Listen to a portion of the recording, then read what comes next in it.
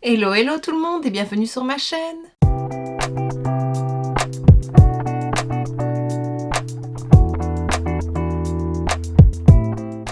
On se retrouve aujourd'hui pour la deuxième vidéo bilan lecture du deuxième trimestre du coup 2024.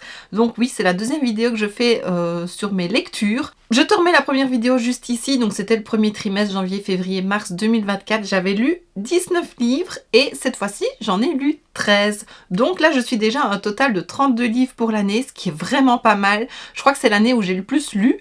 Et voilà, donc je vais pas parler de trop, je vais juste te donner mon avis sur les livres que j'ai lus. J'avais fait un sondage sur Insta et sur YouTube pour savoir si ça te tentait que je te lise le résumé du livre. Et la majorité était oui, donc voilà. Désolée pour ceux qui ont dit non, mais donc je vais lire le résumé. Je vais essayer de faire assez vite. On va commencer avec le mois d'avril. Le premier livre que j'ai vu... Attends, parce que j'ai tous mes livres devant moi, ils sont un peu... Ah non, dans le désordre. Le premier livre que j'ai lu, c'est celui-ci, donc le tome 5 de Heartstopper. Je vais te lire le résumé qui se trouve à l'intérieur. Nick et Charlie sont amoureux, ils se sont enfin dit les 3 petits mots magiques et Charlie a presque convaincu sa mère de le laisser dormir chez Nick. Il veut franchir une nouvelle étape dans leur relation, mais parviendra-t-il à trouver l'assurance nécessaire? Et avec Nick qui part à la fac l'an prochain, est-ce que tout va changer? Alors, je vais reprendre mes notes quand même pour te donner mon avis. Si tu as vu ma première vidéo bilan lecture, j'avais lu les 4 premiers tomes et franchement c'est une saga pour laquelle je suis tombée amoureuse. Je peux vraiment dire ça. J'aime tout, les dessins sont très beaux. C'est roman graphique, hein, donc voilà, il n'y a pas grand chose à lire, mais il n'y a pas besoin de plus en fait, parce que tout est bien décrit, tout est bien expliqué, c'est très gentil, très doux, dans le respect de l'autre à chaque fois, et ouais, j'avais hâte de lire le 5e tome. Alors, je vais relire mes notes quand même pour te dire ce que j'en avais pensé, donc c'est le dernier tome à être sorti de la saga, il y aura le 6e tome qui sera le dernier, il est en préparation, donc ici vraiment le résumé que je vais te lire raconte tout en fait, il n'y a pas grand chose de plus à dire. Ils vont passer à l'étape supérieure dans une relation amoureuse, voilà. Mais comme je viens de le dire aussi, tout reste dans le respect, donc c'est vraiment bienveillant, on respecte l'autre et ouais, j'aime beaucoup. Je trouve que c'est un peu ce qui manque dans les livres, surtout pour les jeunes, et voilà, quand on parle de relations et tout ça, c'est vrai que la société a tendance un peu à forcer et à presser un peu les choses, et ici on sent que on en parle mais ça reste vraiment dans le respect et voilà, c'est ce que j'aime beaucoup. J'aime aussi le fait qu'on en apprend un peu plus sur Tori, donc la sœur de Charlie, sur son orientation sexuelle aussi, et voilà, c'est pas mal. Voilà, vraiment tous les personnages sont vraiment attachants et ouais, j'aime vraiment cette histoire. Et on parle aussi du futur de Nick, donc lui va passer à l'université et donc aux recherches et tout ce que ça peut apporter quand on est ado, donc voilà, un peu de stress et tout ça, de se dire qu'est-ce que je vais faire de mon avenir, on nous met un peu la pression là-dessus aussi, et voilà, je trouve ça vraiment très très bien. Vraiment, si c'est une histoire que tu n'as pas lue, ben, n'hésite pas, c'est vraiment pour tous les âges. Bon, ici le tome 5, un peu moins pour vraiment les tout jeunes, mais voilà, j'aime vraiment, et c'est vraiment une série que je recommande. Il y a la série télévisée aussi, la 3e saison sort en octobre, je me réjouis, j'ai vraiment hâte de voir ce qu'ils en ont fait. Ça reprend une partie du tome 5 aussi, mais voilà, si tu n'aimes pas lire, regarde la série, c'est une petite série rapide et franchement moi j'ai super bien accroché et tout ce que je vois passer là-dessus, bah, c'est vraiment que du positif et ouais, voilà.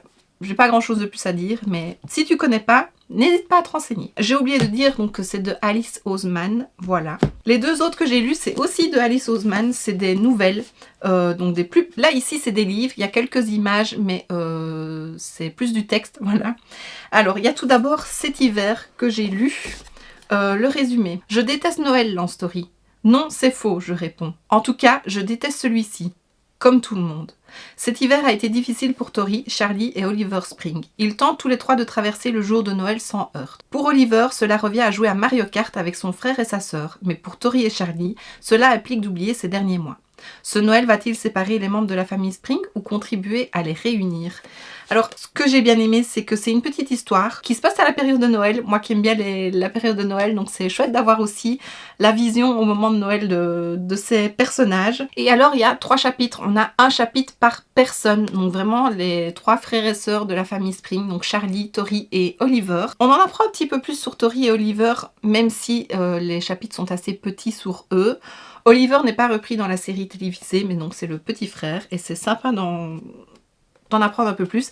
Ça se lit super vite, il n'y a vraiment pas beaucoup de pages. Ce que je trouve un peu dommage, attends, voilà, c'est qu'on a ça d'histoire et on a tout ça de la suite. Donc on a un extrait de Nick et Charlie et un extrait d'un autre livre que j'aimerais bien lire aussi, mais attends, je cherche. Voilà, et un extrait de Loveless ici, donc un autre roman de Alice Oseman. Voilà, quand on voit l'épaisseur, on se dit oh ça va, il y a quand même pas mal à lire, mais au final c'est assez petit, donc ça c'était un peu dommage, mais c'était mignon et c'est sympa à lire. Et puis le deuxième que j'ai lu, c'est Nick et Charlie, donc toujours de Alice Oseman. Je vais te lire le résumé. Charlie. Je sors avec Nick Nelson depuis 2 ans. Il aime le rugby, les chiens, le bruit des feutres sur le papier et dessiner sur les chaussures. Et il m'aime moi. Nick, ce que nous faisons avec Charlie à la maison, regarder des films, nous embrasser, cuisiner, discuter, nous disputer, rire. Nous sommes peut-être un peu ennuyeux, mais ça nous va. Tout le monde sait que Nick et Charlie forment le couple idéal, qu'ils sont inséparables, mais Nick s'apprête à partir pour l'université et Charlie restera au lycée. Alors que l'heure des au revoir approche, les 2 garçons commencent à s'interroger. Leur amour est-il suffisamment fort pour supporter la distance? Comme son nom l'indique, on suit Nick et Charlie principalement. J'ai adoré aussi cette petite histoire, donc cette nouvelle. On assiste un peu à leur première dispute. C'est vrai que dans les romans graphiques, tout est beau, tout est rose. Enfin voilà, il n'y a pas vraiment de nuages à l'horizon. Enfin, en tout cas, entre eux, il n'y a pas vraiment de dispute. Ici, on assiste à leur première dispute. Et une grosse crise de couple. Et voilà, j'adore vraiment toujours ce couple et on a envie que tout s'arrange pour eux. Donc voilà, je recommande aussi. On a un petit extrait de cet hiver, mais sinon tout le reste, c'est vraiment l'histoire sur Nick et Charlie. Et voilà, j'ai adoré. Alors, pour savoir l'ordre pour lire les livres, dans le tome 5, à la fin, ils font un schéma de comment ça se lit. Voilà, il y a vraiment une ligne du temps, donc j'ai suivi ça pour le lire. Et voilà, j'ai rien de plus à dire. Vraiment, Heartstopper, c'est ma saga coup de cœur de l'année. Ensuite, le 4e livre que j'ai lu, c'est celui-ci, Un printemps pour te succomber, de Morgane Moncomble. C'était le 3e tome de la saga Seasons. J'ai le dernier, celui sur l'été. J'ai commencé à le lire, donc tu le verras dans le prochain bilan. Je ne l'ai pas fini malheureusement. Alors, je vais te lire le résumé. Il est un peu plus long, je vais essayer de faire vite. Fleuriste fauchée, Nolia se tourne vers son ultime espoir pour s'en sortir, sa famille.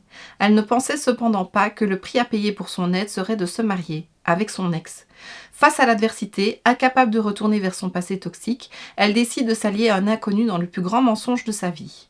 L'heureux élu, c'est lui, Camille Levesque, fondateur d'une application d'escorting, son faux fiancé. Milliardaire à la réputation de playboy, Cam occupe régulièrement les unes de la presse à scandale, au point d'entacher la réputation de son entreprise et de risquer de tout perdre. Pour redorer son blason, s'afficher comme un homme prêt à s'engager pourrait s'avérer payant. La perle rare pour ça, c'est elle, Magnolia Kumar, mère célibataire et féministe, qui accepte de devenir sa future femme, du moins en apparence.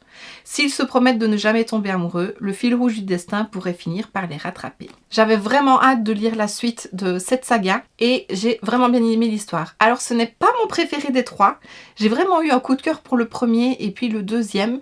Celui-là, c'est quand même un coup de cœur parce que j'aime vraiment bien l'histoire, mais c'est pas mon préféré. Voilà, c'est vraiment ce que je peux dire. Je l'ai trouvé un peu long à démarrer et il a vraiment fallu que j'arrive dans les 100 dernières pages pour ne plus avoir envie de décrocher le livre. Donc voilà, c'était un peu long pour moi, mais ça reste une très bonne lecture et voilà, j'aime trop. J'ai hâte de lire le 4e et le dernier tome, donc celui sur l'été. Je l'ai commencé, je suis au tout début et j'aime déjà beaucoup, donc voilà. Vraiment, si tu ne les as pas lus, je les recommande et Morgane Moncomble est vraiment une de mes autrices préférées parce que j'aime tout ce que j'ai lu jusqu'à présent, j'aime trop. J'en ai encore à lire dans ma pile à livres d'elle et voilà, ça ne saurait tarder. Et le dernier tome que j'ai lu au mois d'avril, je vais y arriver, c'est le tome 2 de la BD ou du roman graphique de After. J'avais lu les livres, tu le sais bien. D'ailleurs, je pense que je te parle... Non, le tome 1, je l'avais lu avant. Je ne sais plus, enfin soit, voilà, c'est le tome 2. Je vais te lire le résumé. Alors que leur première année se poursuit à l'université de Washington, l'alchimie entre Tessa et Hardin est impossible à ignorer. Après avoir rompu avec Noah, Tessa veut désespérément donner une chance à son histoire avec Hardin. Le magnétisme entre eux est indéniable et à présent, rien ne semble pouvoir se mettre en travers de leur chemin. Mais plus ils se rapprochent, plus Hardin semble s'éloigner de Tessa. Malgré leurs différences, Tessa et Hardin sont passionnément attirés l'un par l'autre et prêts à tout risquer pour une romance qui les consumera et les changera tous les deux. Pareil que quand j'ai lu le premier tome, j'ai adoré, les dessins sont très beaux, ça se lit très vite. Voilà, c'est chouette de voir des images sur les personnages qu'on a imaginés en lisant les premiers livres, en lisant vraiment les romans. Et voilà, se replonger dedans, c'est un peu plus un peu plus résumé que vraiment les romans, mais c'est très sympa et je suis contente de retrouver ces personnages que j'aime beaucoup. Et ouais, voilà, j'aime beaucoup, je me réjouis de voir la suite et j'ai rien de plus à dire.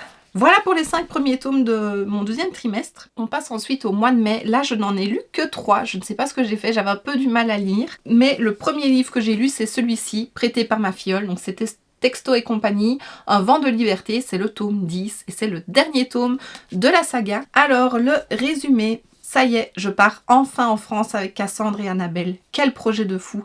Je m'en vais loin des garçons, loin des parents et surtout loin de tous mes tracas. Ma vie est compliquée depuis quelque temps, alors j'espère que mon séjour en sol européen m'aidera à me sentir un peu mieux. Me permettra-t-il de me retrouver, d'apporter quelques réponses à mes questions, de faire de belles rencontres et surtout, aidera-t-il Cassandre à faire son deuil? C'est ce que je souhaite par-dessus tout. Allez hop, c'est parti. Donc celui-ci c'est de Geneviève Guibaud. Donc comme je l'ai dit, c'est le dernier tome et on a une vraie fin qui pourrait laisser une suite, mais voilà, au moins on a quand même une vraie fin, donc ça c'est bien. À nouveau, j'ai beaucoup aimé comme tous les autres tomes. Ça reste très jeune, mais j'aime ça, ça me replonge un peu dans mon adolescence. Et voilà, c'est chouette d'avoir pu suivre l'évolution de Morgane, donc le personnage principal, de voir comment elle finit, comment elle évolue, et vraiment c'était sympa. Je recommande pour les jeunes, et les moins jeunes, si on aime lire des trucs jeunes, voilà, ça reste très sympa. Ça se lit très vite. Voilà, c'est des caractères assez grands, il y a des bulles, enfin voilà, c'est très sympa. Elle écrit dans un journal, voilà, tu vois. Et puis là, on la suit lors de son voyage à Paris et en France même. Et c'est vraiment très sympa et voilà. J'ai bien aimé. Le deuxième, alors là, celui-ci, c'est Verity de Colleen Hoover. Elle aussi, c'est un peu une de mes autrices préférées. J'avais lu déjà un livre, je ne sais plus ce que c'était, j'avais bien aimé. Mais celui-ci, je l'ai adoré. Coup de cœur, vraiment. Alors, je vais lire le résumé. Attends, parce que j'ai le prix qui est collé dessus, là, je vois. Ça, je l'avais acheté sur une aire d'autoroute pendant mes vacances. Je sais plus si c'était l'année passée. Oui, je crois l'année passée. J'avais pris plein de livres de Colleen Hoover et franchement, je les regrette pas. Alors, le résumé. La vie a toujours souri à Verity Crawford. Ses livres font d'elle une auteure star, sa maison du Vermont est splendide et elle forme avec Jérémy, son mari, un couple parfait. Mais un jour, sur une route, son rêve tourne au cauchemar.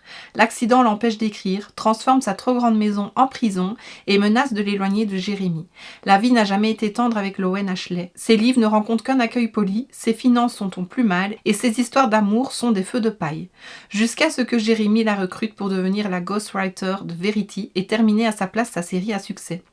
Pour Lowen, aussi incongrue que soit la proposition, l'occasion est beaucoup trop belle pour ne pas la saisir, et Jérémy beaucoup trop séduisant pour qu'elle lui dise non. Mais en découvrant dans les papiers de Verity ce qui semble être son autobiographie, Lowen va voir se dessiner page après page le portrait d'une femme épouvantable, prête aux plus atroces des crimes pour ne pas perdre ce qu'elle a, et prompte à toutes les perversités lorsqu'elle se sent menacée. Et aux yeux de Verity, Lowen est désormais une menace. J'ai lu ce livre hyper vite, je n'arrivais pas à décrocher. Souvent j'aime bien lire un chapitre avant de m'endormir, un ou deux selon mon état de fatigue, et là impossible. L'histoire est quand même assez particulière, il y a un peu de romance, mais ça mélange un peu le thriller aussi. Je pense que c'est le premier livre que je lis dans ce thème-là, et franchement j'ai adoré. Et oui, je ne peux que recommander. Je ne vais pas en dire trop parce que j'ai pas envie de te spoiler non plus, mais c'était très prenant. Le résumé t'en dit un petit peu de voir comment Verity peut être cruelle, vraiment. Voilà, on est mal à l'aise parfois dans ce qui était écrit et de se dire comment est-ce qu'on peut penser ou faire des choses comme ça. Et voilà. Je crois que j'ai été pas mal surprise par la fin, je m'attendais pas trop à ça. Et ouais, franchement, j'ai adoré et je ne peux que recommander. Et ouais, voilà, je vais pas en dire plus. Et alors, j'ai vu qu'il allait être adapté en film. Ça, je me réjouis de voir. Il y a un autre qui va sortir, je sais plus si c'est au mois d'août ou en septembre. Je ne sais plus ce que c'est le titre. Enfin, c'est un connu de Colleen Hoover qui va sortir très prochainement. Mais celui-là, j'ai hâte qu'il sorte et de pouvoir aller le voir. J'espère qu'il sera aussi bien que le livre, vraiment. Mais j'ai adoré. Et le dernier que j'ai lu, c'est Taylor Swift, Paroles de Swiftie. Voilà. Alors, je vais commencer par le résumé. J'ai pas mal de choses à dire sur ce livre. Impossible d'ignorer le phénomène Taylor Swift. Album après album, cette chanteuse, compositrice et réalisatrice rafle les récompenses et conquiert un peu plus le cœur de ses fans. Comment parvient-elle à parler à tant de monde tout en se réinventant à chaque chanson? Qu'est-ce qui unit ses fans, les Swifties? La réponse se trouve dans ces pages. D'une ère à l'autre, Marcos Bueno, spécialiste de la chanteuse et Swiftie invétérée, analyse le parcours de cette star sans égale au rythme des magnifiques illustrations de Laia Lopez.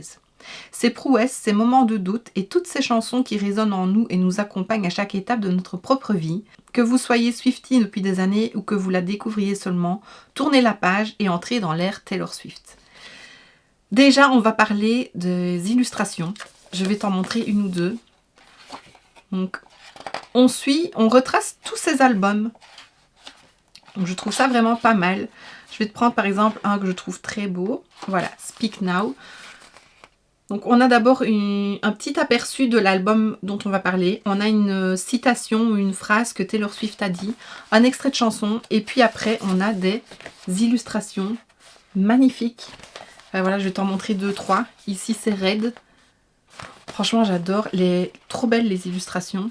Voilà, on a Lover, c'est un de mes préférés. Enfin, franchement, rien que pour les illustrations, il est magnifique. À la limite, on pourrait l'acheter, les découper et en faire des cartes, tellement c'est trop beau. Bravo Laia Lopez, parce que franchement, les illustrations sont trop belles. Et alors, je l'ai acheté. Elle est venue en concert il n'y a pas si longtemps. Enfin, elle est en tournée pour le moment. Et je n'ai malheureusement pas réussi à avoir des places. Et c'est un concert que je rêve de faire une fois dans ma vie. Aller voir Taylor Swift en concert. Et voilà, c'était pas pour cette fois-ci. J'espère une prochaine fois. Et donc, il y a eu pas mal de livres sortis sur elle à cette période-là. Et quand j'ai vu celui-là, je me suis dit... Bon allez, je m'en prends un pour me réconforter un petit peu. Il y en a un autre que j'aimerais aussi que voilà, je regarderai pour me le prendre. Mais voilà, je l'ai bien aimé. Alors, j'adore Taylor Swift, mais j'avoue que je n'y connais pas autant, en tout cas dans ses paroles de chansons, dans ce que peuvent raconter ses textes, autant qu'une vraie Swiftie. Je me considère un peu comme une Swiftie, mais sûrement pas la plus... celle qui connaît toute sa vie, quoi. On va dire ça comme ça. Et je trouve que de retracer un peu tous ces albums et d'expliquer un peu certaines chansons qui ont fait un peu le buzz, des choses qui se sont passées pour elle, etc., c'est vraiment pas mal. Et ouais, comme il est dit, qu'on soit Swiftie ou pas, ça permet d'en apprendre un peu plus. Et c'est vraiment très intéressant. Et puis en plus de ça, il est vraiment très beau. Regarde, avec ses chats. Trop beau. Et à la fin, on a une ligne du temps. Attends, j'essaye de la prendre. Voilà, on a une ligne du temps sur tout son parcours. Et franchement, c'était pas mal. C'était très intéressant et trop beau. Vraiment trop beau. Au mois de juin, j'en ai lu 5 à nouveau. Le premier que j'ai lu, c'était Icebreaker de Hannah Grace. Voilà, le tome 1. Il y a le tome 2 qui est sorti, c'est Fire quelque chose. Wildfire, je crois. Je ne l'ai pas encore acheté. Je t'avoue que j'hésite un petit peu, mais je pense que je l'achèterai quand même. Alors, je vais commencer par le résumé. Patineuse artistique star de l'équipe de Maple Hills, Anastasia Allen vit pour gagner. Son emploi du temps plus chargé que celui d'un ministre ne tourne qu'autour de son sport, laissant peu de place à l'imprévu. Nathan Hawkins, lui, n'a jamais rencontré d'autres problèmes qu'il ne pouvait pas résoudre. Et en tant que capitaine de l'équipe de hockey, il sait que sa responsabilité est de maintenir l'équipe soudée. Ils ne s'étaient jamais croisés, mais lorsque la patinoire pour le hockey est détruite à la suite d'un malentendu, les deux équipes doivent s'adapter pour partager une seule et même patinoire. Stacy est plus qu'énervée contre cette équipe de hockey qui dérange son planning. Mais surtout contre Ned, le capitaine aux larges épaules et au sourire facile en qui elle n'a aucune confiance. A l'inverse, Ned est immédiatement charmé par la furie qui le foudroie du regard à chaque occasion. Alors, que dire de ce livre ? J'avoue que quand je l'ai pris, je ne savais pas trop à quoi m'attendre. Il est quand même bien mis ici en dessous pour public averti, mais j'avoue que je ne fais pas vraiment attention à ça. J'achète surtout par rapport à la couverture, c'est ce qui m'attire en premier, et j'avoue je ne lis pas toujours le résumé, et quoique là en lisant le résumé, c'est une histoire qui peut me plaire. J'ai eu un peu de mal à rentrer dans l'histoire au début, parce que j'ai trouvé qu'il y avait pas mal de fautes d'orthographe et de texte. Il y a eu une erreur par exemple de genre, on parlait au masculin alors que ça devait être au féminin. Voilà, donc j'ai lu plusieurs fois le passage en me disant est-ce que c'est moi qui me trompe ou... Voilà, c'était un peu perturbant. Il y a beaucoup de personnages et on leur donne très vite un surnom sans vraiment l'expliquer. Et donc au début j'avais un peu du mal à me dire tiens, de qui est-ce qu'on parle? Parce que les surnoms ne sont pas toujours en rapport avec le prénom. Et voilà, j'avais vraiment un peu de mal. Mais une fois que j'ai pu m'y mettre, ça allait mieux. J'ai trouvé aussi qu'il y avait quasi dans tous les chapitres au début, il y a des scènes de sexe. Voilà. Ça va, mais autant, c'était un peu trop. Il y a des moments où on parlait que de ça, quoi. Et voilà, je vais dire que c'est pas le truc qui me... Ça me dérange pas d'en lire, mais je n'ai pas envie que de ça. J'ai envie de choses un peu plus profondes que juste que ça. Mais j'ai continué et au final, après, on a un peu plus la psychologie des personnages et on en apprend un peu plus sur eux. Et là, ça m'a beaucoup plus plu. L'histoire est quand même vraiment jolie et au final, j'ai bien aimé tous les différents personnages qui apportent tous quelque chose. Et voilà. Donc au début, je pensais pas si j'allais me prendre le tome 2, mais pour finir, je me le prendrai parce que j'aime beaucoup. Je trouve la couverture très jolie aussi et voilà. Par contre, c'est un gros livre. Combien il fait de pages? Plus de 500. Allez, 500, on va dire 540.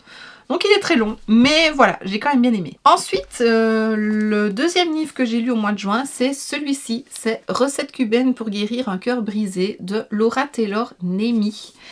On va lire le résumé, comme à chaque fois. Quitter Miami pour passer l'été en Angleterre ne faisait pas partie des plans de Lila Reyes, et encore moins rester coincée dans la petite ville de Winchester où été rime avec pluie et gros pull en laine. Mais lorsque Lila rencontre Orion Maxwell, qui travaille dans le salon de thé local, son voyage cauchemardesque prend une tournure inattendue. Tiraillée entre ses rêves brisés et l'espoir d'un nouvel avenir, Lila se laissera-t-elle guider par son cœur? Et si la recette du bonheur était le subtil mélange entre une pâtisserie cubaine et une tasse de thé anglais? J'ai bien aimé, c'était tout mignon, ça s'est lu assez vite aussi. J'aime le fait que ça se passe en Angleterre, je suis vraiment fan de l'Angleterre et de retrouver un peu ça dans le livre, j'ai bien aimé. Alors on suit beaucoup Lila puisque c'est son histoire dont on parle et voilà, c'est une ado quoi, donc elle se prend la tête parfois pour certaines choses qui n'en valent pas la peine, mais voilà, on est tous passés par là. Voilà, ça reste vraiment très gentil, c'est une belle histoire et j'ai appris que ça allait être adapté en film aussi. Il a déjà été tourné, je ne sais pas quand ça sort, il n'y a pas vraiment eu de date. Mais voilà, j'ai bien aimé, j'ai hâte de voir le film aussi, c'était vraiment tout mignon et voilà, c'est une petite lecture facile. Et le livre est très beau, regarde, c'est l'éditeur c'est Comet et j'ai vu que tous leurs livres ont des dessins comme ça sur les feuilles, le papier. Et voilà, il y a d'autres livres de chez eux qui me donnent envie de lire et je pense que je vais y craquer prochainement. Et voilà, j'ai vraiment bien aimé. Et ensuite, les 3 derniers livres que j'ai lus, c'est ceci, c'est la série Maybe de Colleen Hoover. J'avais acheté ces deux-là, voilà, pendant mes vacances, en même temps que Verity et d'autres livres. Donc j'avais le tome 2 et le tome 3, mais j'avais pas le tome 1. Et je voulais trouver le tome 1 avec la même couverture. Sauf que j'ai appris, en faisant des recherches, en me renseignant, etc., qu'il n'était pas sorti le tome 1 avec ces couvertures-là. Donc je me suis rabattue sur un une plus ancienne version de Maybe Someday, le tome 1, sur Vinted, qui ressemble à ça. J'aime pas, j'aime mieux ces couvertures-là. Mais voilà, c'est qu'un détail. Et donc j'attendais d'avoir le tome 1 pour pouvoir lire les autres, parce que ça me faisait vraiment envie. Et coup de cœur sur cette histoire, c'est trop beau. Voilà. Alors on va commencer avec le tome 1, Maybe Someday. Sydney, 22 ans, a tout pour elle, le mec parfait, Hunter, un bel avenir et un superbe appartement en colocation avec sa meilleure amie.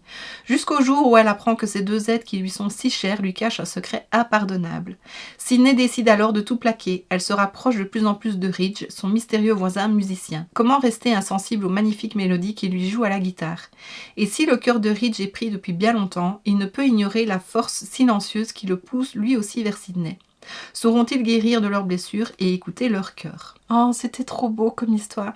Pareil, ici aussi, je n'arrivais pas à décrocher. Je sais pas comment Colleen Hoover fait, mais tout de suite, on accroche et on a envie de savoir ce qui se passe. Je l'ai lu très vite aussi et franchement, je recommande. C'est très beau. Alors, il y a des moments un peu moins beaux. Si ça nous arrivait, on n'aimerait pas.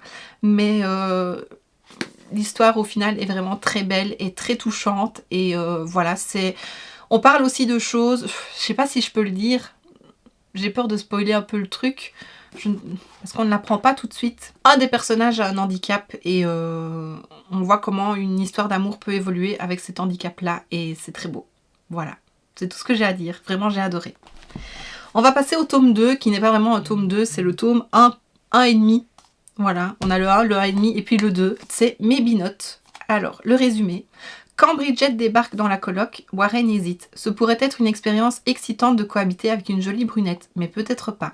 Surtout quand cette fille est franchement froide et très têtue. Rapidement, la tension est tellement palpable que ces deux-là ont du mal à rester dans la même pièce.